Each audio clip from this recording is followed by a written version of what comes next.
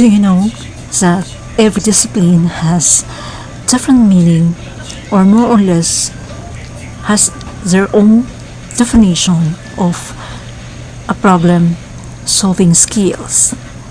Now, before we will give the definition of the social scientists, or in the area of social sciences, is allow me to greet you good morning, good afternoon, or good day. Now, the social science experts define problem-solving skills as the abilities of the people or any individuals to recognize and analyze systematically the complex issues in a situation or to a person. Then eventually, from that aspect, is they could then dissect the different components of the problem, and eventually at that point the problem solvers or the people who are experiencing the problems would then now recognize that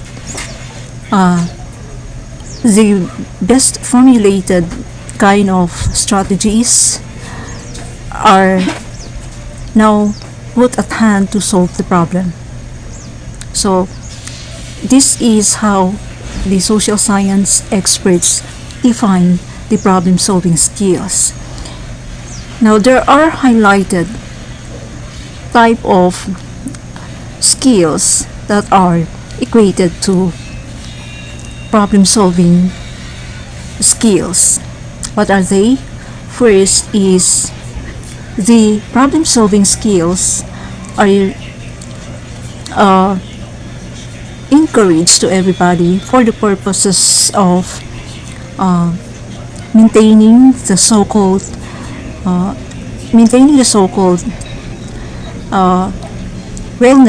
health wellness of the people or any individuals. Why? Because having problem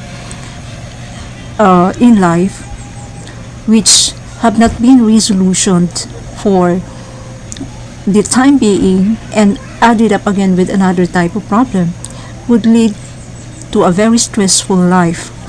So that is why it is highly recommended that each problem that presents itself to any person should be resolved immediately or quickly as much as possible, because that would really affect the state or condition of our mental state.